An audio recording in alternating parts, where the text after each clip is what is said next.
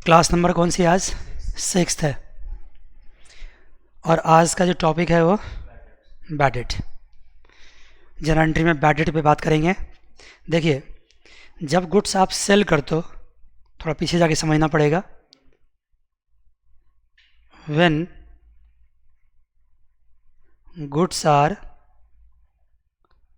Sold on credit, जब goods को credit पे सेल करते हो तो बताइए आप क्या एंट्री पास करते हैं? जब गुड्स को क्रेडिट पे सेल करते हैं तो क्या एंट्री पास करते हैं आप? बताओ। मान लो क्रेडिट टू कर दिया, किसको? राम ही कर दिया मान लो, तो और अमाउंट ले लो 10,000। Ram account, Ram debit to what? Sales. बहुत सही कहा आपने, राम टू सेल्स। कितना अमाउंट लिखोगे? 10,000। Being good sold to Ram, narration लिखेंगे ना, वो तो आपको आता ही है। क्या राम ने अभी तक पैसा दिया आपको? क्या बोलते हैं इसको? क्रेडिट सेल ना। अगर वो पैसा दे दिया तो क्या करोगे? राम पेड द मनी, तो क्या एंट्री पास करोगे? कैश आपके पास आ रहा है ना, अब तो वो हाथ पकड़ के चलने वाली बात तो खत्म हो गई ना। कैश कौन सा अकाउंट है? Real account. और क्या कम्स इन, तो क्या करोगे? डेबिट। पिछले क्लास तक मैं ऐसे समझाता था आपको, डिवाइड करके समझाता था, याद है? लेकिन अब मैं डिवाइड नहीं कर रहा हूँ, डायरेक्टली कर रहा हूँ। कैश रियल अकाउंट है, डेबिट होगा। टू क्या करोगे? राम गिवर है, क्रेडिट होगा। कितना अमाउंट? वो तो सबको चाहिए ना, 5-6 सेकंड किसको नहीं चाहिए? वो 1-2 सेकंड में आ जाएगा जब तुम और प्रैक्टिस कर लोगे तो। शुरू शुरू में हाथ पकड़ के चलते हैं, फिर बाद में धीरे धीरे अपने आप होने लगता है। लेकिन ये तब हुआ ना जब राम ने कैश दे दिया आपको। मान लो राम पे ना करे तो Ram what? Became insolvent.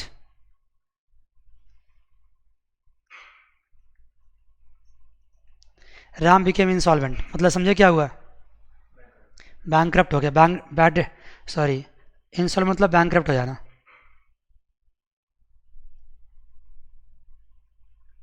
Bankrupt हो गया तो क्या वो पैसा दे सकता है? नहीं दे सकता है। अब वो पैसा अगर नहीं देगा तो वो क्या कहलाएगा? ये कहलाएगा बैड डेट। और जानते हो तो बिजनेस का दो इफेक्ट क्या क्या हो जाएगा? एक तो हो जाएगा बैड डेट, दूसरा किसने बैड डेट करवाया आपको? राम ने।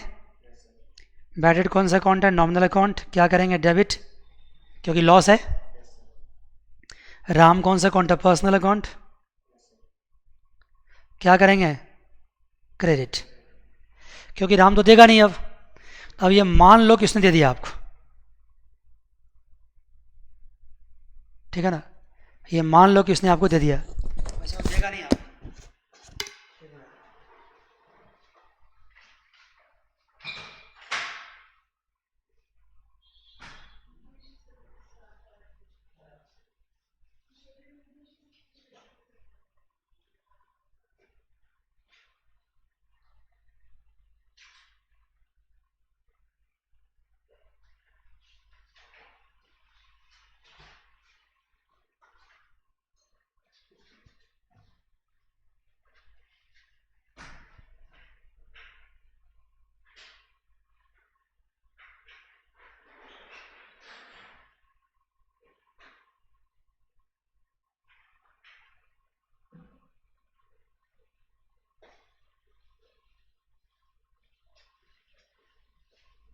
ठीक है जी।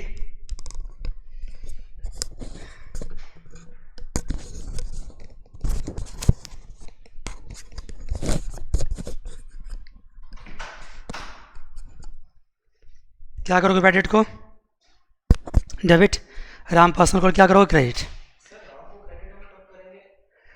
उसने नहीं भी दिया पैसा तो क्या आगे देगा क्या पैसा आपको? राम अगर पैसा नहीं भी दिया तो देगा क्या? नहीं ना, तो उसका हिसाब किताब तो क्लोज करना पड़ेगा ना। अगर वो नहीं भी दिया तो पहले देखो, पहले आपने उसको क्या कर रखा है? जब सेल किया तो क्या कर रखा था? डेबिट। जब आपने गुड सेल किया तो राम को क्या कर रखा था, डेबिट। अब वो पैसा नहीं देगा तो क्या राम के अकाउंट को ऐसे बना के मेंटेन करोगे क्या, डबल एंट्री है ना। अब राम अगर नहीं देगा पैसा तो उसको क्या करना पड़ेगा, क्रेडिट करके क्लोज करेंगे। नहीं दिया तो भी क्या मान लेंगे, दे दिया।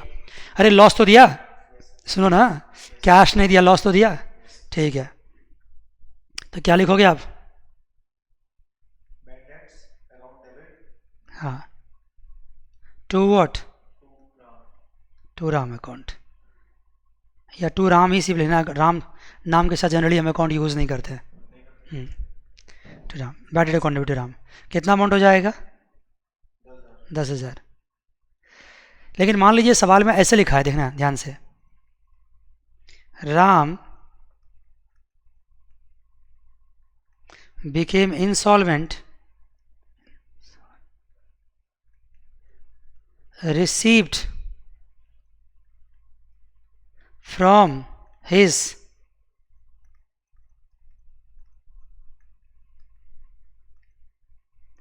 official receiver, receipt from his official receiver 60 पैसे in a rupee, 60 paise in रुपी। इसका मतलब क्या समझते हो, बैंकक्रप्ट तो हो गया लेकिन उसके पास जो प्रॉपर्टी होगी, कुछ तो होगा प्रॉपर्टी उसके पास। बैंकक्रप्ट ना कोई इंसान अपने आप को खुद डिक्लेयर नहीं कर सकता है, बैंकक्रप्ट कौन डिक्लेयर करता है, कोर्ट। कोर्ट ने उसको बैंकक्रप्ट डिक्लेयर कर दिया, लेकिन कोर्ट ने कहा कि सारी तुम्हारी प्रॉपर्टी बिकेगी, उसको सेल कर दिया, और सेल करके जिनके जिनके पैसे उसने ले रखे थे उसमें क्या कर दिया, बांट दिया। तो कितना हिस्सा मिला इसको, 60 पैसे। राम जो 10,000 का परचेज किया था, तो 10,000 का 60% कितना हो गया, 60 पैसे मतलब 1 रुपये में 60 पैसे, तो 100 पैसे में 60 पैसे हो गया, तो 60% हो गया ना। तो 10,000 का 60% कितना हो गया, 6,000 रुपया। 6,000 रुपया तो आपको मिल जाएगा। तो जब आपको मिलेगा, आप बिजनेस हैं, तो बिजनेस से कितने इफेक्ट हो गए, 3 इफेक्ट हो गए। कौन कौन सा, एक हो गया कैश, दूसरा हो गया डिस्काउंट, और तीसरा हो गया राम, सॉरी डिस्काउंट नहीं, बैड डेट।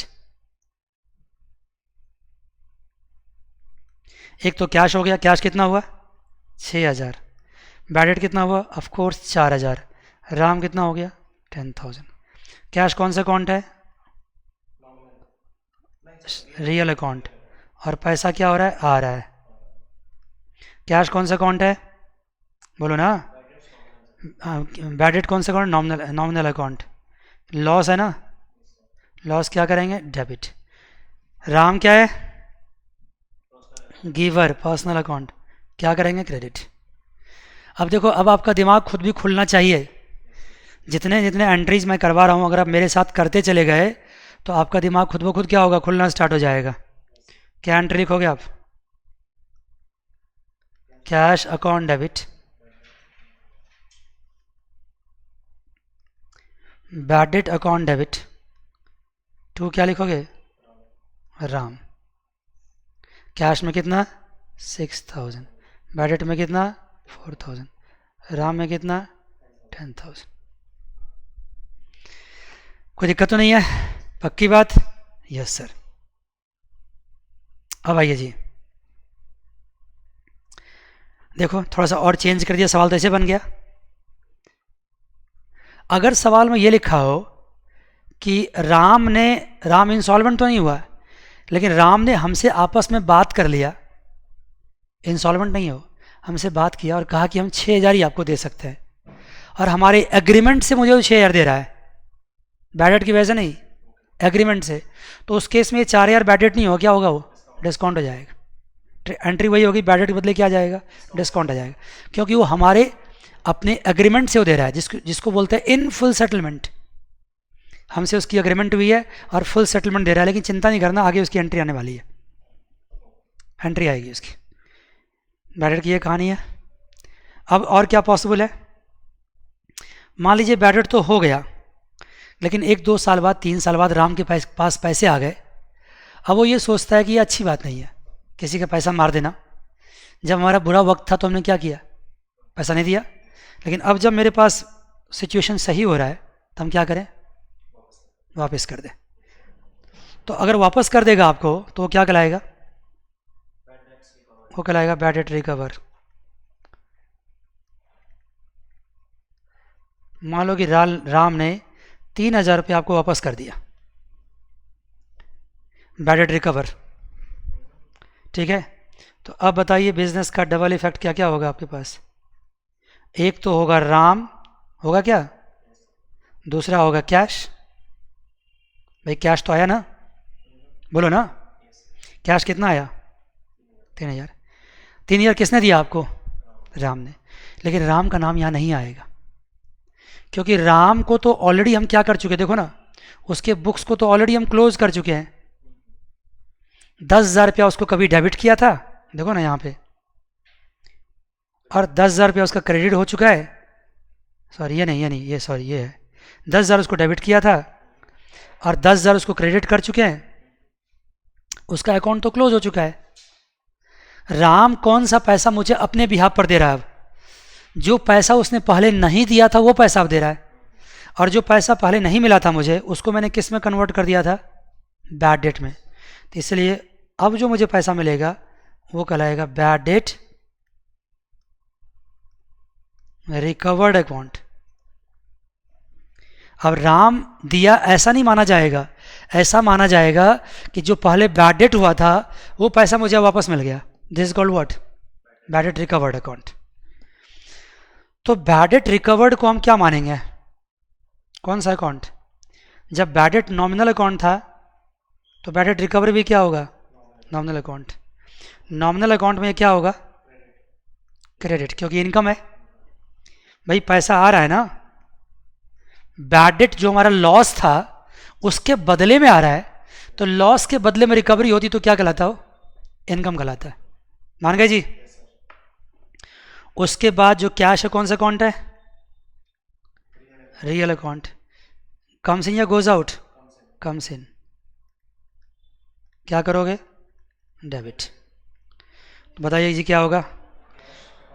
कैश तो आपके पास आ रहा है, तो क्या कर दोगे?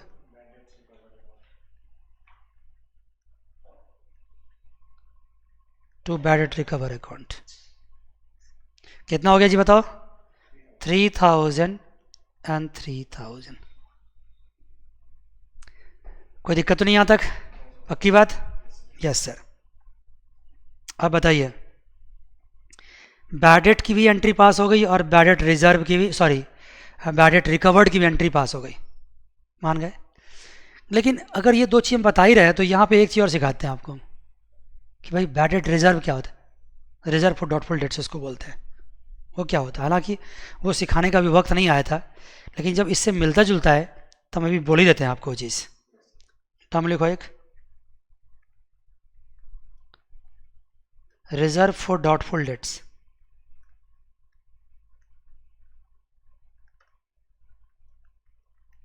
देखिए, अब अगर जब आप सामान उधार बेचते हैं, सुन रहे हो ना, जब सामान आप उधार बेचते हैं तो हमेशा इस बात की पॉसिबिलिटी होती है कि कुछ क्या हो जाए? बैड डेट हो जाए। बात समझ गए? जब आप तलवार की धार पे चलोगे तो किस बात की पॉसिबिलिटी है? पैर कटने की पॉसिबिलिटी तो है ही, ठीक है ना।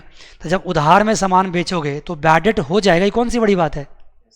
ये नुकसान आपको क्या हो सकता है? हो सकता है। तो जब ये नुकसान हो सकता है तो क्या मुझे नुकसान होने का इंतजार करना चाहिए? अगर नुकसान हो गया तो फिर तो बैड डेट हो ही गया। लेकिन जो अच्छे बिजनेसमैन होते हैं और जो अकाउंटिंग पॉलिसीज़ को फॉलो करते हैं वो जानते हैं कि जो फ्यूचर में होने वाले लॉस हैं उसको हम पहले से क्या करते हैं? एंटिसिपेट कर लेते हैं। और आपको याद होगा मैंने कॉन्सेप्ट ऑफ प्रूडेंस कराया था, कॉन्सेप्ट ऑफ प्रूडेंस, जिसमें फ्यूचर के लॉसेस को क्या करते हैं? हम एंटिसिपेट करते हैं, लेकिन फ्यूचर के इनकम को एंटिसिपेट नहीं करते। तो एक ट्रू बिजनेसमैन क्या करता है कि बैड डेट होने का इंतजार नहीं करता है। उसको लगता है जितना मेरा बैड डेट हो सकता है, हुआ नहीं है, हो सकता है, उसको डॉटफुल मान लेता है और उसके बदले रिजर्व क्या करता है? वो पहले से बना लेता है। रिजर्व वो पहले से बना लेता है, इसी बोलते हैं रिजर्व। इसका नाम क्या हो गया? Reserve for doubtful debts. लेकिन अब मैं कहूँगा कि ये बात मुझे ये क्यों कहा कि ये चीज़ अभी मुझे पढ़ाना नहीं चाहिए था, क्योंकि रिजर्व बनता कहाँ से है? रिजर्व हमेशा बनता है प्रॉफिट से, तो प्रॉफिट तो अभी आपके पास है नहीं। प्रॉफिट कब आएगा? जब हम फाइनल अकाउंट सिखाएंगे। इसलिए मुझे रिजर्व अभी नहीं बताना चाहिए था, लेकिन जो रिजर्व का मीनिंग हो मैंने क्या किया, आपको समझा दिया। मीनिंग मैंने समझा दिया आपको। लेकिन जब फाइनल अकाउंट सिखाएंगे, डिस्कस करेंगे, तो उस वक्त मैं आपको रिजर्व फॉर डॉटफुल डेट्स के बारे में भी बात करूंगा। ठीक है, राइट। एक छोटा सा एंट्री मैं लिखे जाता हूँ, उसको आप कीजिएगा। 1 मिनट में आता हूँ वापस। जेड एंट्री ये है, लिख लीजिए। Sohan is declared insolvent. Sohan is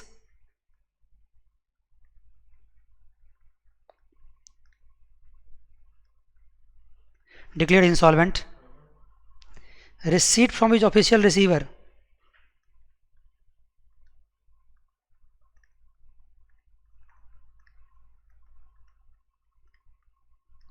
Official receiver.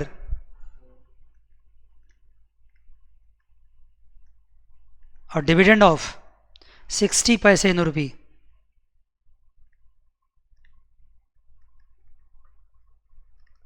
Dividend of 60 paise rupee on a debt of 1000। Sohan ने आपसे 1000 लिया था और वो 60 पैसे का डिविडेंड आपको दे रहा है। अभी देखिए सर,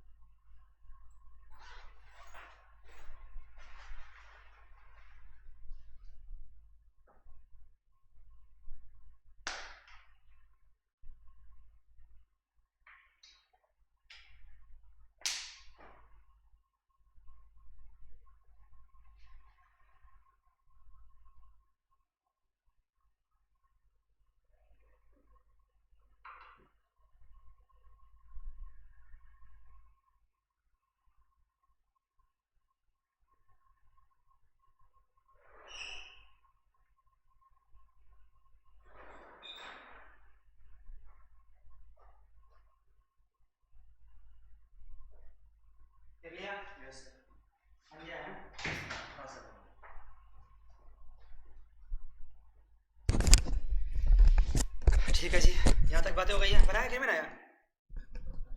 बन गया ना? हाँ। तो आपने 1000, डिविडेंड का मतलब क्या होता है? जो पैसा उसने दिया आपको, कितना दिया उसने? 1000 में से 600 दे दिया। भाई एक जीरो हटा दो ना, वहाँ पे क्या था? 10,000 था, तो 400 क्या हो गया आपका? Bad debt. एंट्री तो पास कर ही लोगे, ये कैश हो गया। क्या करोगे? Bad debt account debit, cash account debit to what? Sohan. ठीक है, तो इसमें यही बात थी। आगे देखिए अब और क्या कर सकते हैं।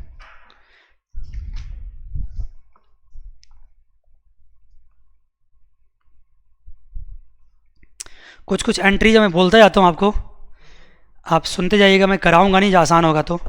जैसे देखो, paid into bank for opening a current account, सुनते जाइएगा। Paid into a bank, opening a current account, मैं करा चुका हूँ पहले ना? करा चुका हूँ। Paid into a bank opening, आप अपने पैसे को अगर बैंक में जमा करोगे तो पहले करा चुका हूँ ये चीज़, कौन सी बड़ी बात हुई? बैंक क्या हो गया? रिसीवर। बैंक कौन सा अकाउंट हुआ? Personal account. देखो ना, मैं थोड़ा सा जल्दी लिखते जाता हूँ ये। ऐसे तो हज़ारों एंट्री है, कितना करेंगे हम? पेड इनटू बैंक, कितना बैंक में जमा किया आपने? 20,000। तो यहाँ बिजनेस के दो इफेक्ट कौन कौन से हो गए? बोलो।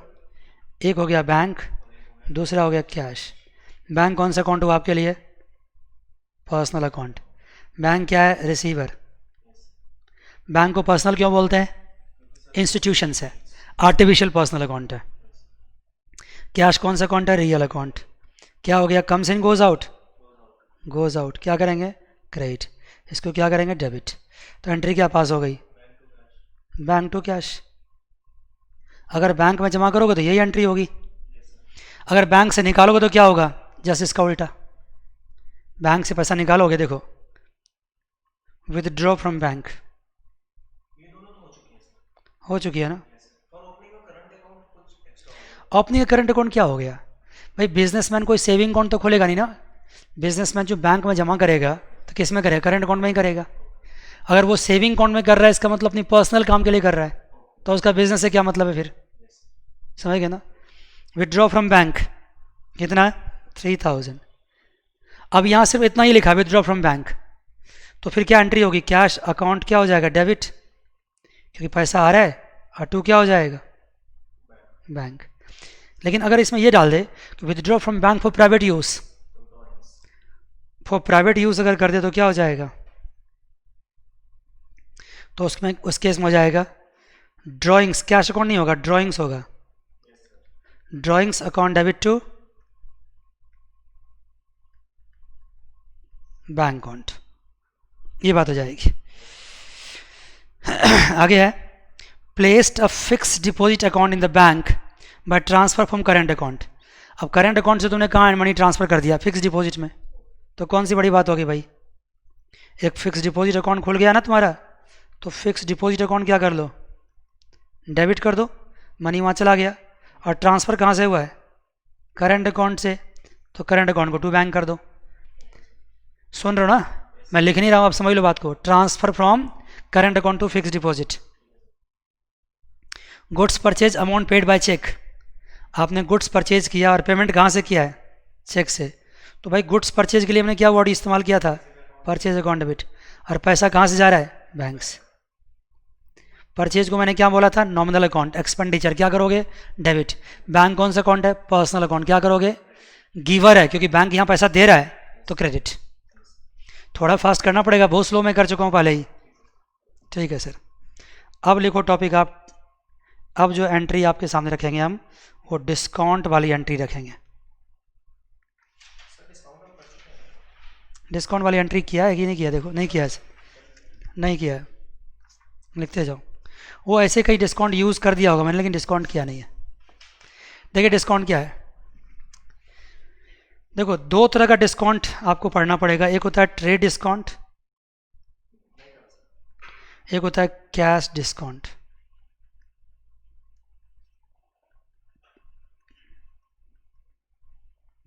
Trade discount and cash discount. भाई ट्रेड डिस्काउंट क्या होता है सर? आप अगर ज़्यादा वॉल्यूम में सामान परचेज करते हो तो बिजनेसमैन आपको ऑफर दे सकता है कि अगर आप ज़्यादा परचेज करो तो क्या करेंगे, आपको हम डिस्काउंट दे देंगे। That is called what, trade discount. और ये डिस्काउंट किसी बिजनेसमैन का नुकसान नहीं होता है, बल्कि ये सेलिंग स्ट्रेटजी होता है, सेल्स को बढ़ाने का एक तरीका होता है। ट्रेड डिस्काउंट, ट्रेड मतलब sales.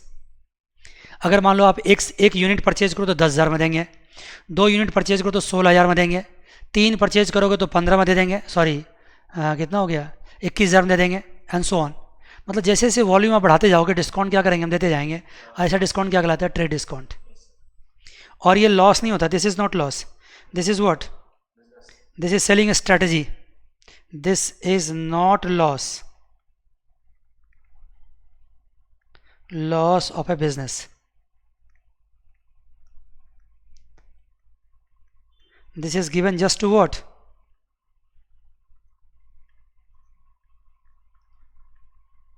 just to increase sales।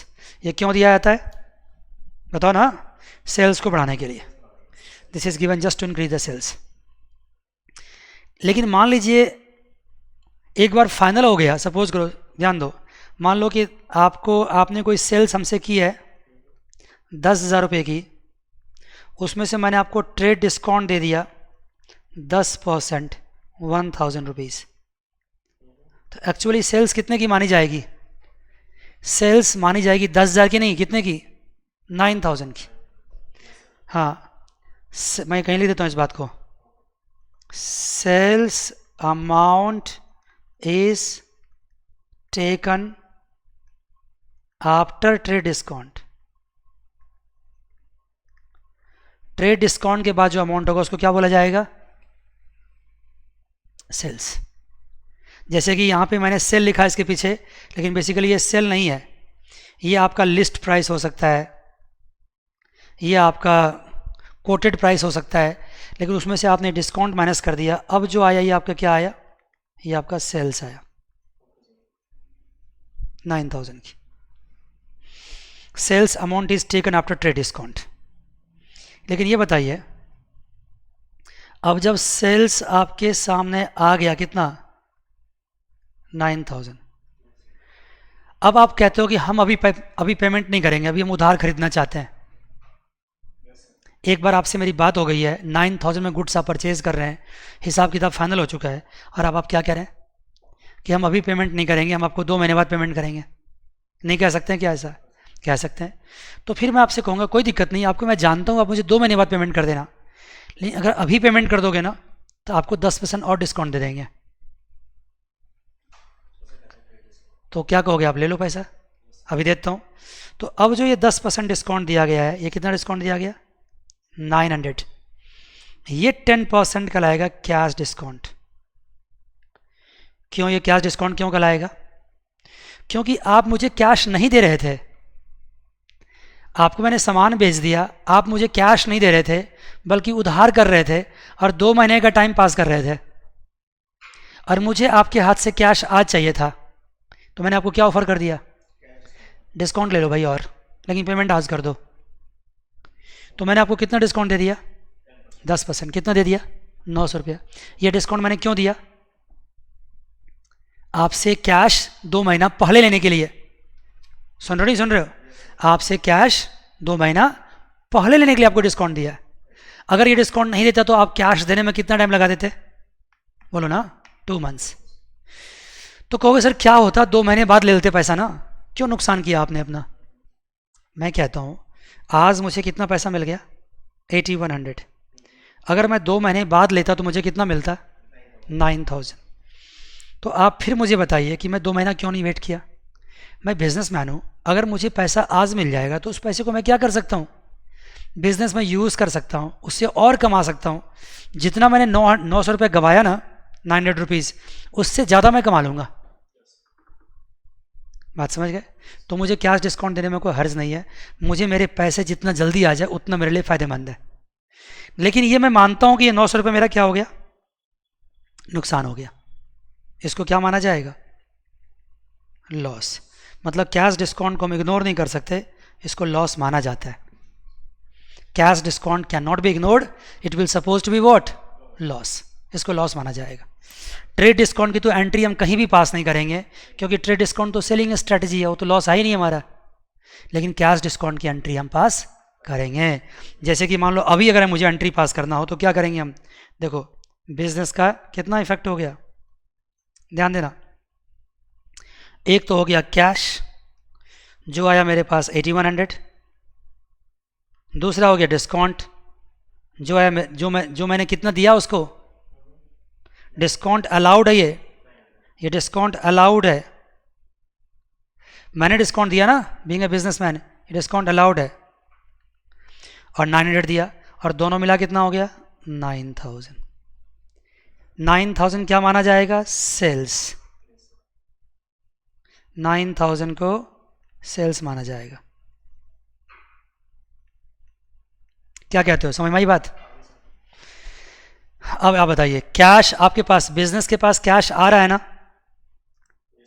तो कम सीन होगा, डेबिट करेंगे। डिस्काउंट लॉस है ना भाई, नॉमिनल अकाउंट कहना पड़ेगा कि आपको फिर से, लॉस है, क्या करेंगे, डेबिट। सेल्स क्या है, इनकम है, सेल्स को इनकम मानो, तो क्या करेंगे, क्रेडिट। तो अल्टीमेटली क्या एंट्री पास हो गई, cash account debit, discount account debit to what, to sales account. Cash में कितना करोगे 8100, डिस्काउंट में कितना करोगे 900, दोनों मिला कितना हो जाएगा 9000। क्यों जी बच्चे, ठीक है यहाँ तक बात। यस सर, यहाँ तक की बात तो बिल्कुल ठीक। अब देखिए जी, अब क्या कर सकते हैं हम लोग, एक छोटी सी बात और करता हूँ। डिस्काउंट की तो पूरी कहानी मैंने आपके सामने रख दी है, लेकिन एक बात और बताता हूँ, थोड़ा सा इसको चेंज करता हूँ सवाल को। ट्रेड डिस्काउंट के बाद सेल्स कितने का हुआ था, 9000 का। ट्रेड डिस्काउंट के बाद सेल्स कितने का हुआ था, 9000 का। लेकिन अब ऐसा मान लीजिए कि इसका दो हिस्सा बांट दीजिए, 4500 एंड 4500। वो बंदा ऐसा कहता है कि हम 50% तो आपको अभी कैश दे देंगे, लेकिन 50% अभी हम दे नहीं सकते आपको। तो जो पैसा वो मुझे अभी दे देगा उसमें क्या करेंगे, उसको हम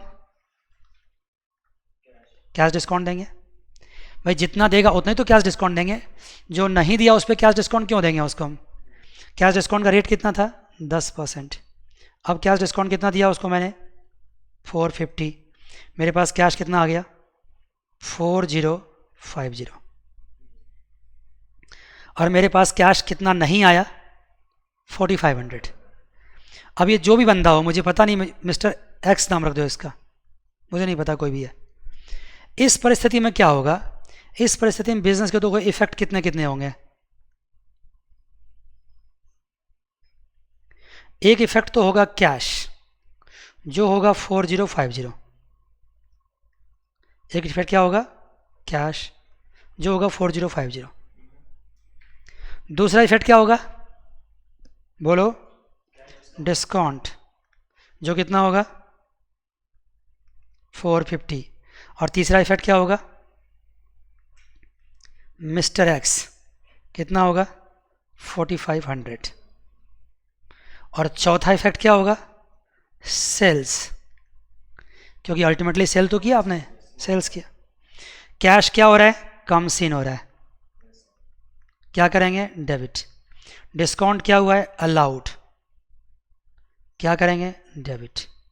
मिस्टर एक्स क्या हो रहा है बोलो ना, मिस्टर एक्स क्या गिवर, क्या करेंगे, नहीं सॉरी मिस्टर एक्स गिवर नहीं है, रिसीवर है, आपने उसको सेल किया है, वो रिसीवर है, सामान आपसे ले जा रहा है, तो क्या करेंगे डेबिट। सेल क्या है इनकम, क्या करेंगे क्रेडिट। तो बताइए जी बच्चों अल्टीमेटली क्या बात हो गई, अल्टीमेटली बात हो गई cash account debit, discount account debit to sorry mister X account debit, या मिस्टर एक्स सीधा लिख लो डेबिट टू क्या करोगे सेल्स अकाउंट। कैश में कितना करेंगे बताइए प्लीज़? 4050। डिस्काउंट में 450। मिस्टेक्स में 4500। सब मिला कितना हो गया? 9000। कोई दिक्कत तो नहीं बच्चे? पक्की बात? यस सर, यहाँ तक की बातें तो समझ में आ गई है और बहुत अच्छे से समझ में आ गई है। क्या कहते हो? अपनी मर्जी तो नहीं बोल रहा हूँ मैं? No sir. ये था डिस्काउंट वाली एंट्री आपकी। आप चाहें तो एक दो क्वेश्चंस ट्राई कर सकते हैं अपनी मर्जी से। मैं क्वेश्चन यहाँ लिख देता हूँ।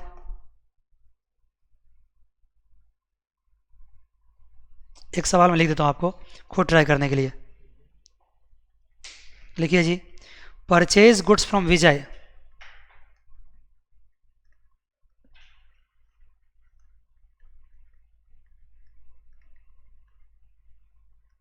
Purchase goods from Vijay of rupees 40,000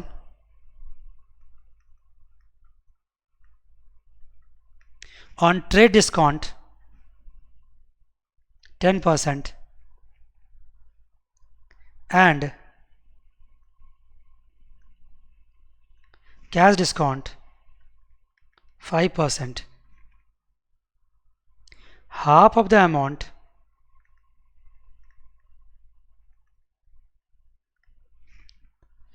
was paid at the time of purchase.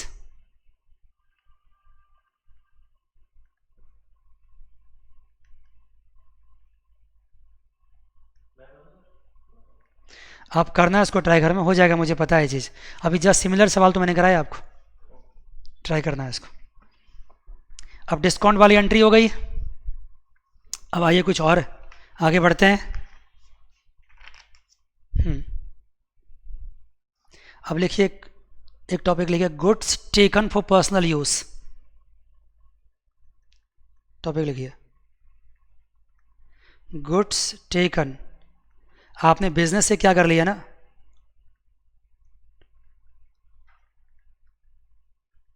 Personal use. आप बिजनेस से पैसा निकाल लिया और उसे क्या इस्तेमाल किया आपने? Personal use. कितना अमाउंट है? जो भी अमाउंट लगा लो, क्या इससे फर्क पड़ता है, मतलब 10,000 लगा लो। तो बताइए यहाँ पे बिजनेस के दो इफेक्ट कौन कौन से हो जाएंगे? एक तो बिजनेस का इफेक्ट होगा, आपने पर्सनल यूज किया तो ड्राइंग होगा। दूसरा क्या होगा, आपने गुड्स लिया तो गुड्स के लिए क्या होता है? परचेज। देखो गुड्स जब परचेज करके आता है तो क्या होता है? परचेज। अब गुड्स जब बिजनेस से बाहर जाता है, ये बात यही समझाने का समय आ गया, मैं समझाता हूँ। देखो जब हम गुड्स परचेज करते हैं तो क्या लिखते हैं वहां पे हम? परचेजेस। लेकिन जब गुड्स बिजनेस से बाहर जाता है, when goods go out of business, अगर गुड्स बिजनेस से बाहर जाएगा तो वहां पे दो वजह से जाएगा। एक वजह तो यह है कि वो एक वजह तो वो सोल्ड आउट, जो कॉमन सा वजह है कि गुड्स को क्या कर दिया आपने? सेल कर दिया। अगर सोल्ड आउट कर दिया तो क्या कहलाएगा वो? Sales account. अगर गुड्स को सेल नहीं किया, ध्यान सुन रहे हो, बल्कि गुड्स किस वजह से बाहर जा रहा है? मान लो गुड्स को आपने पर्सनल यूज के लिए ले गया तो क्या कहलाएगा? ड्राइंग्स। गुड्स में आग लग गई तो क्या कहलाएगा? Loss of fire. ठीक है। या गुड्स आपने चैरिटी में दे दिया, गिवन एज चैरिटी, तो चैरिटी कहलाएगा। इन सब केसेस में अगर गुड्स जाता है, ये सब रीजन है गुड्स का जाने का, तो उस केस में हम सेल्स नहीं लिखेंगे, बल्कि उसमें क्या लिखेंगे हम? उसमें हम परचेज ही लिखेंगे। परचेज को क्रेडिट कर देंगे। परचेज क्या कर देंगे? क्रेडिट। परचेज को क्या कर देंगे? क्रेडिट। सुन रहे हो बात को? जैसे कि अभी मैंने क्या बताया ड्राइंग्स में गुड्स गया तो क्या एंट्री पास करोगे? ड्राइंग पर्सनल अकाउंट है, रिसीवर है, क्या किया उसको? डेबिट। गुड्स परचेजेज आपका क्या हो गया? जब गुड्स परचेज करके लाया था तो क्या किया था हमने? बोलो ना। जब गुड्स परचेज करके लाया था तो क्या किया था? तो डेबिट किया था। अब गुड्स जा रहा तो क्या करेंगे? क्रेडिट। तो इसकी एंट्री क्या होगी? Drawings account debit to what? Purchases account. लिख लिया? गुड्स अगर सेल के बजाय किसी और वजह से बिजनेस से बाहर जाता है, गुड्स अगर सेल के बजाय किसी और वजह से बिजनेस से बाहर जाता है तो वहां पे टू परचेज करेंगे, परचेज क्रेडिट कर देंगे। यहां आ जाओ, ये सिखाया मैंने, देखो यहां क्या सिखाया? वजह क्या था? ड्राइंग था, तो भी मैंने क्या किया? ड्राइंग्स। अगर लॉस बाय फायर हो तो भी क्या करेंगे? Loss of fire. अगर चैरिटी तो भी क्या करेंगे? चैरिटी। अगर ये तीनों केस है मान लो तो तीनों को डेबिट कर देंगे और टू क्या कर देंगे? Purchase account. बात समझ गए? लेकिन अगर सेल करने की वजह से गुड्स जाता तो क्या करते हैं हम? तो टू सेल्स लिखते हैं। अब देखिए एक और देख लो, goods distributed as free sample लिखो।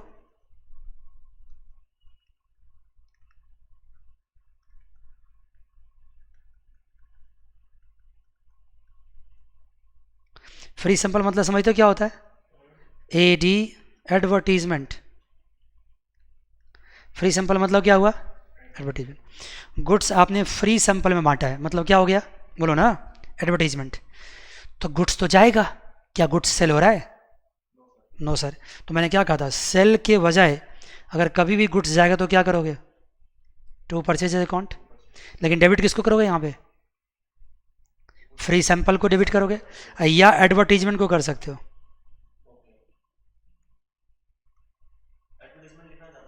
हाँ, एडवर्टीजमेंट भी कर सकते हो, डेबिट टू परचेज, और फ्री सैंपल भी कर सकते हो। Nominal account. एक्सपेंडिचर हो गया ना, एडवर्टीजमेंट क्यों करते बंदा? ठीक है ना? राइट। तो ये परचेज की कहानी थी। अगर परचेज में गुड्स बाहर जाएगा तो क्या करोगे? बहुत सारे एंट्री मैंने एक साथ समेट दिया इसमें, ठीक है। अब आइए लिखिए आप लॉस बाय फायर। अभी तो कहोगे सर आपने कराया था, फिर से लिख लो एक बार, लॉस ऑफ फायर।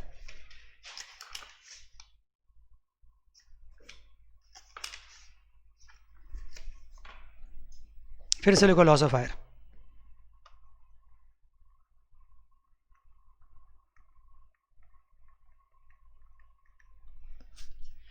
क्या होता है सर लॉस ऑफ फायर? देखो भाई, गुड्स में आग लग गई, loss by fire of goods कर दो। मान लो ये 10,000 रुपीज़ का हुआ। अभी तो सिखाया था क्या एंट्री पास करोगे? Loss by fire account debit to क्या करोगे? Purchase account. कितना करोगे? 10,000।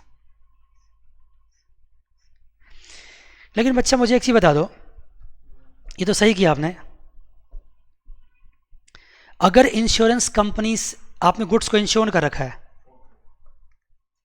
Goods was insured. अगर गुड्स इंश्योर्ड नहीं था तब तो जो एंट्री पास कर दिया वो फाइनल था। लेकिन अगर गुड्स इंश्योर्ड तो क्या होगा? अगर गुड्स वॉज इंश्योर्ड इसका मतलब इंश्योरेंस कंपनी क्या करेगी? Insurance company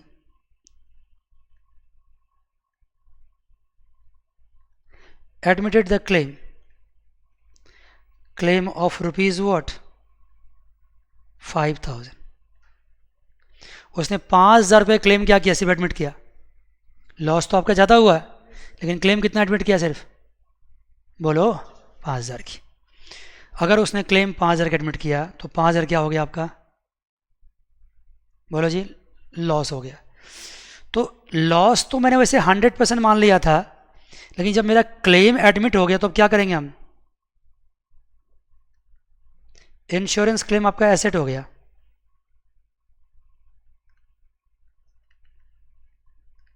insurance claim account debit to what? Loss by fire account. Insurance claim account debit to loss of fire account. मान गए?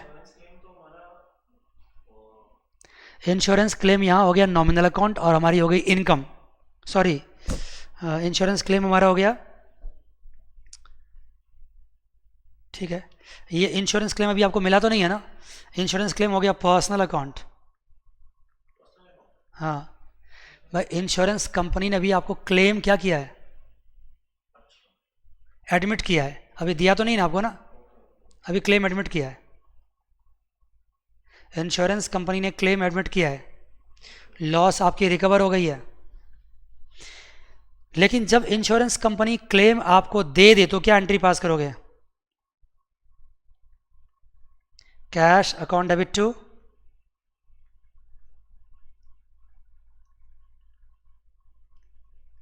Insurance claim account.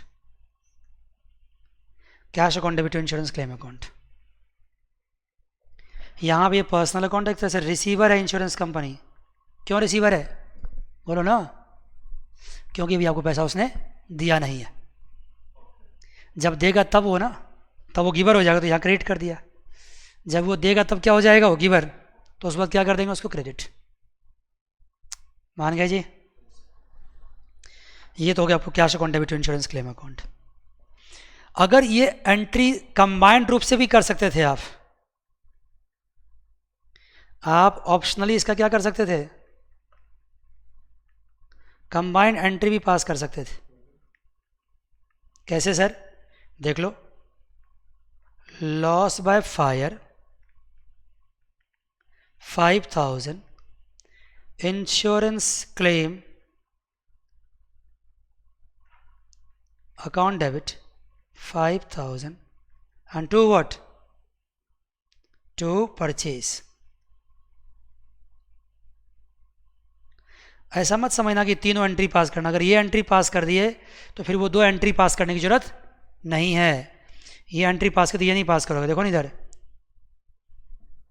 सब कुछ मैंने एक साथ पास कर दिया। लेकिन जो कैश रिसीट वाली एंट्री है तो पास करना ही पड़ेगा। अगर इंश्योरेंस कंपनी ने कैश आपको आगे चल के दे दिया तो कैश अकाउंट डेबिट टू वो क्या हो जाएगा? Insurance claim account. जब देगा तब देगा, और नहीं देगा तो ये एसेट मान के इसको कहाँ दिखा दोगे आप? कहाँ दिखा दोगे बताओ? बैलेंस शीट में। इसको एसेट मान के बैलेंस शीट में दिखाओगे। अगर जब तक पैसा नहीं मिलेगा तो बैलेंस शीट में जाएगा वो। अभी बैलेंस शीट बारे में बात होगी, ठीक है। तो इसमें यहीं तक याद रखिएगा कि मैंने लॉस बाय फायर तक आपको कराया है। अभी कुछ कुछ मैं देख रहा हूँ कि और भी है, तो एक बार हम डिस्कस करते चले जाएंगे पॉइंट वाइज। कम से कम तो आपको सारे जो चीज़ है ना एक बार आपके साथ डिस्कस हो जाएगा, तो आपके लिए आसान हो जाएगा सब कुछ, ठीक है। तो आप करिए, इसके जितने टॉपिक्स मैंने कराए हैं उस पर जो एंट्री आप प्रैक्टिस करना चाहते हैं कर लीजिए। लेकिन बेसिक्स की क्लास में ज़्यादा प्रैक्टिस करके क्या करोगे? बस समझने की ज़रूरत है। लेकिन फिर भी अगर प्रैक्टिस करोगे तो एक अच्छा कॉन्सेप्ट आपका डेवलप हो जाएगा, ठीक है। और मैंने बार बार कहा है कि अकाउंटिंग में बेसिक्स में जर्नल एंट्री बहुत इंपॉर्टेंट। जर्नल एंट्री जिसको तगड़ा तरीके से तैयार हो गया ना, अकाउंटेंसी में आगे बड़ा अच्छा काम कर सकता है, ठीक है। तो आज के लिए बस इतना ही। अगली क्लास से फिर मिलेंगे। God bless you all, take care, bye bye and see you.